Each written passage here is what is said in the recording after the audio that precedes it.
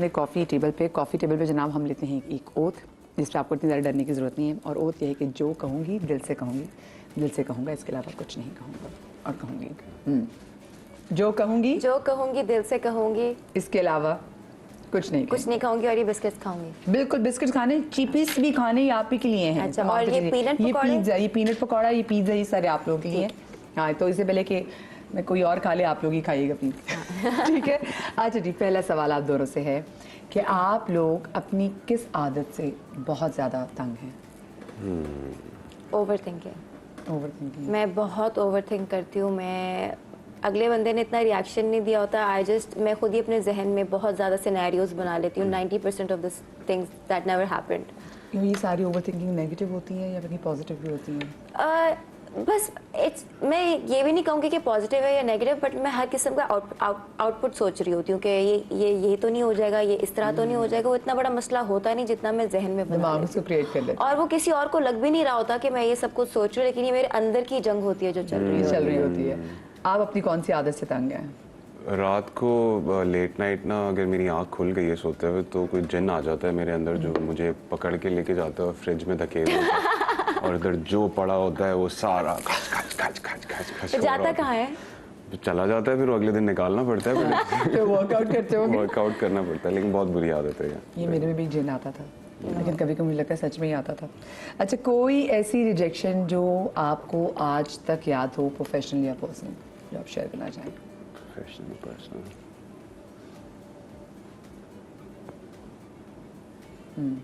काम से नहीं रिलेटेड, मेरा वीज़ा रिजेक्ट हुआ था। कहाँ जा रहा था? मैं यूएस से जाना चाह रहा था, तो वो पहली दफ़ा रिजेक्ट हुआ था। तो वो पहली दफ़ा लगा था कि यार क्यों नहीं। हाँ, ये रिजेक्शन। Then you realize कि पाकिस्तानी पासपोर्ट क्या। मेरी रिजेक्शन ये थी कि मेरी जो 2 भतीजी हैं ना, उनकी फेवरेट पप्पो मैं हुआ करती थी, और अभी कुछ साल पहले उनकी फेवरेट पप्पो मेरी बड़ी बहन हो गई। तो वो जो डिमोशन था ना, वो मुझे आज तक मेरे दिल को लगा हुआ है। हाँ, तो आपने उनसे शिकवा नहीं किया कि क्यों आई है? नहीं, मैं उसकी तरफ वर्क करी हूँ, वापस अपनी टॉप पोजीशन पे आने की कोशिश में लगी हुई हूँ मैं। बहुत मेहनत हो रही है मेरे से, बहुत मेहनत करवाई जा रही है। अच्छा, क्या कहीं देर से पहुँचना आपको अहम बनाता है, चाहे वो सेट हो या फिर कोई भी तकरीब? मेरे हाथ पैर फूलना शुरू हो जाते हैं, मैं ठंडी पड़ जाती हूँ। मैं ऑनेस्टली, अगर मुझे कहा है ना कि आपने 9 बजे आना है, तो मैं 9 बजे पहुंच जाती हूँ। मुझे अगर कहा है 11 बजे पहुंचना, मैं 11 बजे पहुंच जाती हूँ। और ये because I was an army school brat. उसके बाद बाहर जो मैंने तालीम की, जो बाहर में रही, तो वहाँ पे पंक्चुअलिटी इज एवरीथिंग। और यहाँ पे आके मैं अभी तक नहीं सीख पा रही कि लोग अगर 8 बजे का टाइम दे रहे हैं, उसका मतलब आपने 10 बजे पहुँचना है। मैं अपनी तरफ से अगर लेट भी चली जाऊंगी ना, मैं फिर भी जल्दी पहुंचती हूँ। तो पंक्चुअलिटी तो मेरी नस नस में बसी हुई है। ये मैं रिलेट कर सकती हूँ। आप बताइए। हाँ, आई थिंक टाइम पे पहुंचना बहुत ज़रूरी है, ना जल्दी ना देर से। उसी से अहमियत कायम रहती है, जो आपकी कमिटमेंट हुई हो उसके ऊपर आप। लेकिन ये भी सच है कि हमारा कराची सो के 12 बजे के बाद उठता है। हाँ। तो लाहौर भी नहीं, लाहौर में फिर आपको सुबह 8 बजे शॉप्स खुली मिल जाती हैं। कराची में मुझे इतना गुस्सा चढ़ा था, मैं कहती ये भी जवाल करने वाले वाला है, ये अभी तक उठी 12 बजे दुकानें नहीं खुली, शटर डाउन अभी तक। बात आपने बिल्कुल सही की। मुझे लगता है मेरी कुछ तकलीफ छिड़ गई इससे। ट्रिगर हो जाती हूँ मैं जब इसको देखती हूँ, ज़्यादा देर से होता है तो। मुंह फट होना और साथ में ये कह देना कि मैं दिल में कुछ नहीं रखती या रखता। मेरा दिल साफ है, क्या ऐसे लोगों के साथ रिश्ता निभाना चाहिए? I think communication is the key to every relationship. और हर बात करने का एक तरीका होता है। चाहे आपने किसी को क्रिटिसाइज़ करना है, उसके अंदर आप थोड़ा सा कंस्ट्रक्टिव पॉजिटिव एलिमेंट ला सकते हैं। तो आई थिंक अगर किसी इंसान में, क्योंकि हमें नहीं पता किसी के दिल में क्या है, हमें वो सबसे पहले ज़बान से पता चलेगा, फिर हमें उनके एक्शन से पता चलेगा। तो अगर फर्स्ट स्टेप ही थोड़ा सा डगमगा गया, तो आई डोंट थिंक उस चीज़ को आगे रखना चाहिए। जिस इंसान को ज़बान की तमीज़ नहीं, उसे और किसी चीज़ की तमीज़ नहीं हो सकती। I agree with her. निभा लेना चाहिए रिश्ता, क्योंकि सेकंड चांसेस भी होते हैं। लेकिन तो बिल्कुल हर बात ही मुंह पे अक्सर लोगों को देखते हैं कि सॉरी मुझे दिल में रखने की आदत नहीं है, और वो ये भी नहीं देखते। उसे बदतमीजी कहते हैं, उसे दिल का साफ होना नहीं कहते। There is a big difference. जो लोग कहते हैं ना कि वी आर जस्ट ऑनेस्ट, नहीं, आप बदतमीज हैं। लेकिन कुछ लोगों का फिल्टर भी नहीं होता ना, जैसे उनको सेंस नहीं होता, बट उनके हार्ट पता चल जाता है ना। एक एलिमेंट होता है आपका बदतमीजी का, कि आपको लिहाज नहीं अगले बंदे का, दैट इज समथिंग एल्स। और एक वो जो इनोसेंस होती है कि आपको सोशल क्यूज नहीं पता, वो एक अलग चीज होती है। हाँ, तो आई एग्री विद हर। ठीक है। ऐसे ही जिंदगी में मुश्किलात से लड़ने का सबसे आसान फॉर्मूला क्या है? एक्सेप्टेंस के some things are not in your control, because हम अपनी ज़िंदगी के हमने बहुत सारी प्लानिंग्स की होती हैं ज़िंदगी में कि हम आगे जाके ये करेंगे, हमने आज का दिन ऐसे प्लान किया हुआ है, और अगर आपने दिन में 100 चीज़ें प्लान की उसके अंदर से 90 तो गलत होंगी, बिकॉज बहुत सी चीज़ें जो आपके बस में नहीं होती हैं. So don't get it affected. और वो Allah is the best of planners. उस चीज़ को एक्सेप्ट कर लेंगे एज लॉन्ग एज आपने अपनी पूरी कोशिश की उस काम को करने की. वो नहीं हुआ तो इट्स ओके, लेकिन आपने कोशिश की. अगर आपने कोई एक्शन नहीं लिया तो फिर आपको प्रॉब्लम होनी चाहिए. और आपके लिए मुश्किलात से लड़ने का आसान फार्मूला क्या है हारिस? दोस्ती कर लें हम मुश्किलात से. ज़िंदगी तो बनी ही मुश्किलात का नाम है. ईज़ आपको मिल जाएगा व्हेन यू फेस इट. क्योंकि प्रोसेस जो है ज़िंदगी का, कायनात का, हर चीज़ का, उसका एक स्टार्टिंग पॉइंट है और एंड पॉइंट है, और इसके बीच में सिर्फ स्ट्रगल ही है. चाहे वो प्रॉफिट हो, फिलोसफर्स हो, टीचर्स हो, या कोई भी हो. ज़बरदस्त. वक्त के साथ तरक्की करने, आगे बढ़ने के लिए खुद में तब्दीली लाना अक्लमंदी है या अपने असूलों पर ही कायम रहना ज़्यादा बेहतर है? तब्दीली लाना और असूलों पे कायम रहना टू डिफरेंट थिंग्स. अगर आप अपने अंदर तब्दीली लाएं, ज़रूरी नहीं कि आपने अपने मॉरल्स पे, आपने अपने असूलों पे कॉम्प्रोमाइज़ किया. कभी कभी आपको अपने ज़माने के साथ साथ अपने आप नई चीज़ें लर्न करनी पड़ती हैं. जैसे आईफोन का सॉफ्टवेयर अपडेट होता है, आपको अपना भी सॉफ्टवेयर अपडेट करना चाहिए, अपने स्किल्स का सॉफ्टवेयर अपडेट करना चाहिए. So I think both go hand in hand. Keep stern on your morals but keep on updating yourself as well. Yeah, true. But adaptability is very important, क्योंकि change जो है वो आपके आने से नहीं आएगा या सोचने से नहीं आएगा. वो constant है, वो आता रहेगा. जैसे आईफोन आ रहा है तो कल को कोई और सॉफ्टवेयर आ जाएगा. You have to keep up with it. Change ज़रूरी है. वो पता है खड़ा पानी भी उसमें काई जम जाती है. मॉरल्स को भी चेंज कर लेना चाहिए. आ गया है खड़े पानी में. oh my god, मेरा एक वो सीक्वेंस है जिसके अंदर I have to go in the pool.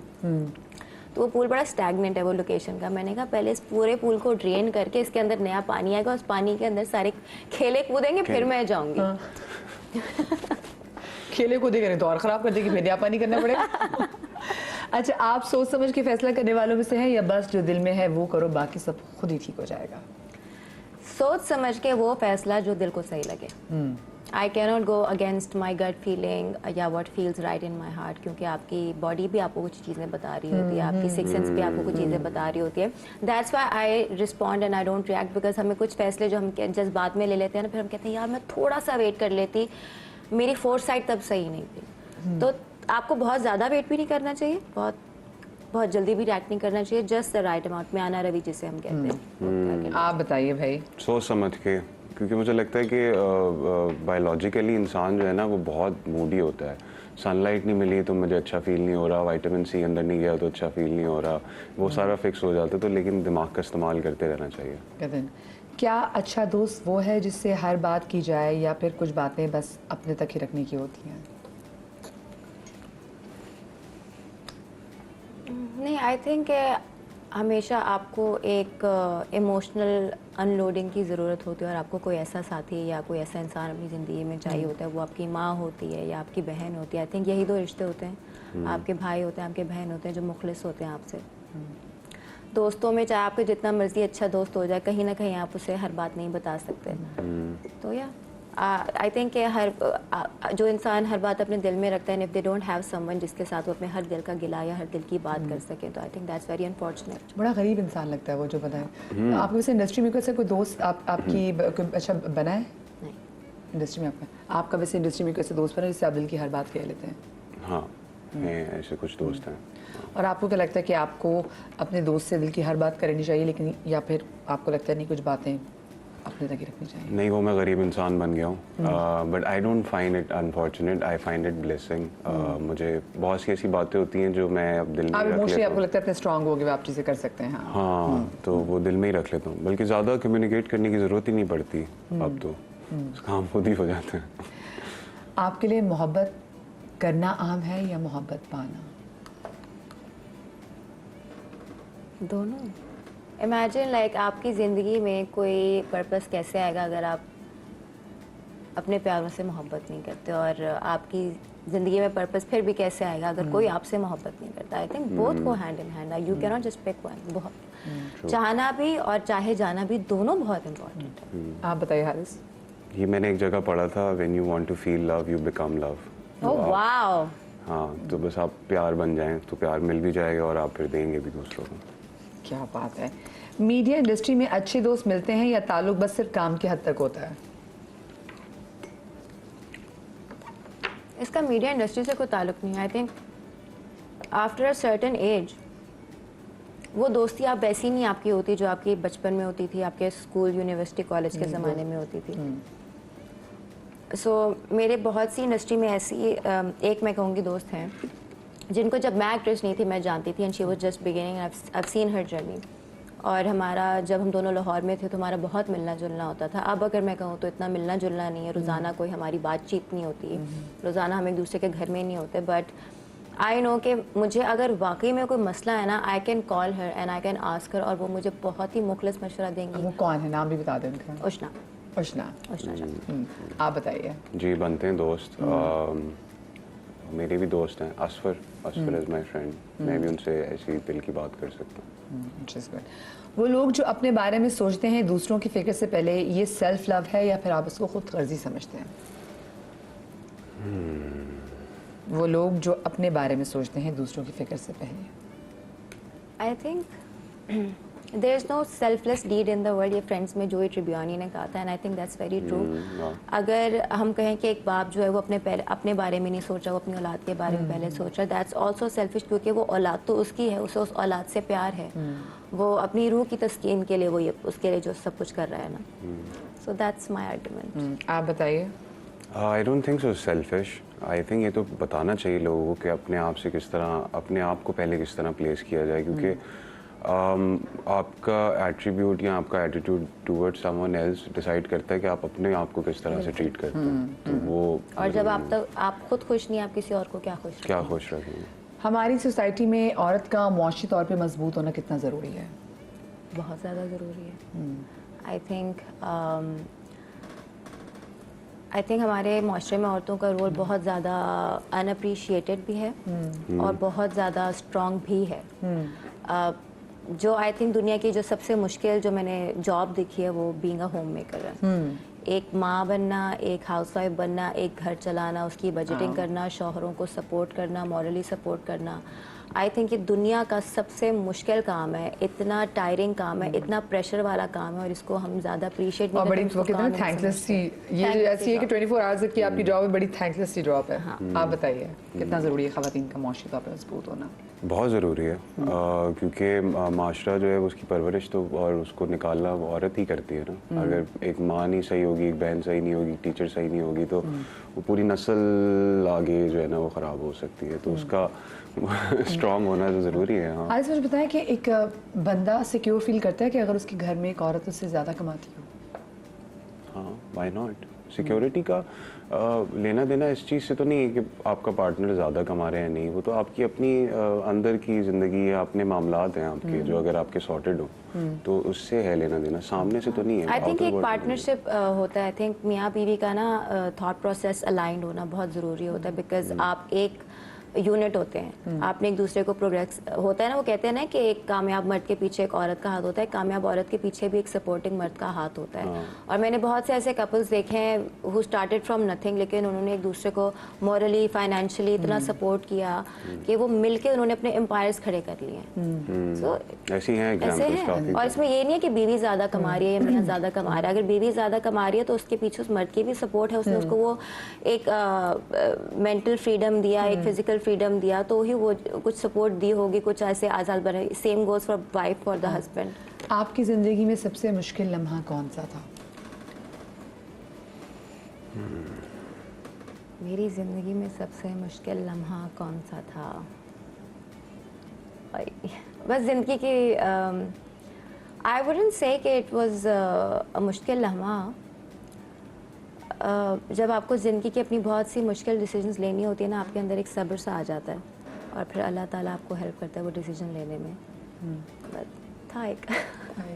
आपके लिए सबसे मुश्किल लम्हा कौन सा था? सबसे मुश्किल लम्हा स्पेसिफिकली तो नहीं है, बट जस्ट द फैक्ट जैसे इन्होंने अभी एक बात की ना कि आपको अल्लाह मियाँ हेल्प करते हैं, आपकी डिवाइन पावर या जो भी आपका बिलीफ है, उससे रूबरू होना जो है ना, वो मुझे लगता है सबसे ज़्यादा मुश्किल प्रोसेस है, क्योंकि उसमें आपको बहुत चीज़ें अपने आप से माइनस करनी होती है, अपने आप को डिसॉल्व करना होता है, to immerse in that. I don't know if I am making sense, You are making sense to me. But okay, तो वो वही मुश्किल लम्हा होता है, बाकी तो चीज़ें आती जाती है। और सबसे बड़ा वो लम्हा जब आप बहुत ज़्यादा खुश हुई हो, वो कौन सा खुशी का लम्हा था जो आपको हो कि भाई ये मेरी ज़िंदगी का सबसे हैप्पीएस्ट डे था? There are a lot of happy days in my life. Every time I became a khala or a puppo, every time क्योंकि हम 5 बहन भाई हैं और हम 5 एक दूसरे से बहुत दूर रहते हैं, बस मैं और मेरे बड़े भाई इकट्ठे होते हैं, बट बाकी सारे बहुत फैले हुए हैं। तो जब भी हम इकट्ठे होते हैं, जब भी हम बैठ के हंस खेल के बातें करते हैं, तो वो मेरे लिए इतना खुशी का लम्हा होता है कि कहीं ना कहीं मुझे घबराहट भी होती है कि आपको होता है कि ये इतनी प्योर खुशी है, ये इसको कुछ हो तो नहीं जाएगा, ये दोबारा आएगी कि नहीं आएगी। वो खुशी के साथ वो जो डर होता है ना, दैट्स आई थिंक जो खुशी आपको डर देना, दैट इज़ द प्योरेस्ट खुशी। आप बताइए। ये सब इंक्लूडेड फैमिली, भाई के बच्चे, बट सबसे अच्छा खुशी का मौका होता है जब वो रात में जो जिन जागता है उसको फ्रिज में वो मिल जाता है जो उसने इमेजिन किया है।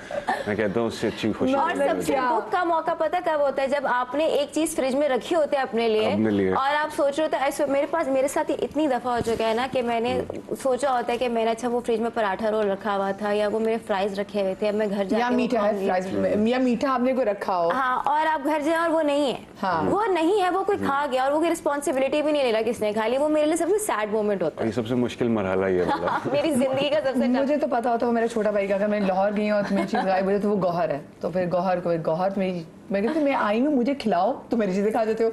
मुझे बताएं आपको क्या चीज़ चाहिए होती रात को, जो जब आप वो कहते हैं कि जिन आता है जाके फ्रिज खोलते हैं, तो आप क्या सोच रहे थे कि क्या फ्रिज में पड़ा होगा? कोई एनीथिंग स्वीट, चॉकलेट लावा केक हो या कुछ डार्क चॉकलेट। चॉकलेट लावा तो हॉटस्पॉट का मिला। हाँ, अच्छा जी, सेविंग्स करना आम है या बस अपने शौक पूरे करने चाहिए?